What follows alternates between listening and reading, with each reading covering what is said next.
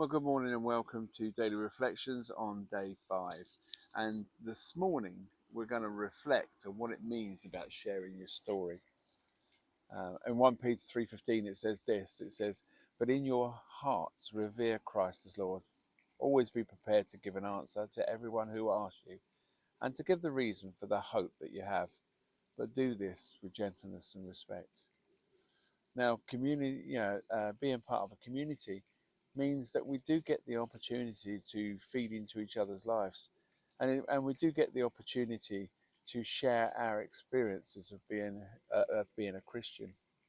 And these experiences are wonderful testimonies about the power that knowing Christ in your life is, and how transformative it has been in your life. Your personal testimony is one that cannot be replicated by anybody else. And that's what makes it so unusual. And as we share together, it's part of community to share our stories. But when we do share our stories, it should be done in a gentle and loving way. It shouldn't be that your testimony is better than anybody else's. Because in God's eyes, how you came to Christ is so important, and it's your story. Do you know, in life, there's not many things that are individually yours, but this is one of those things that nobody can take that away from you. And what's best is that when you do hear the testimonies of each other, it's a wonderful.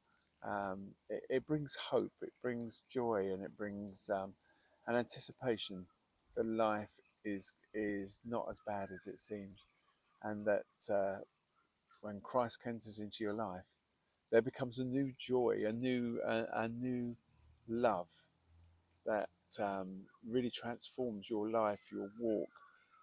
And by sharing your testimony, it just gives a gateway to others to come to know Christ.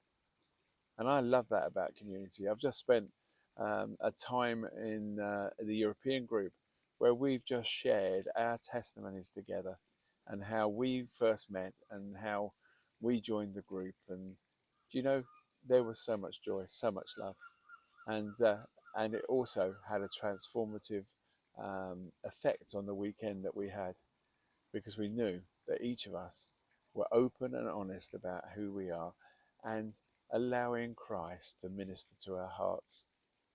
So for me, I think that's what community is all about.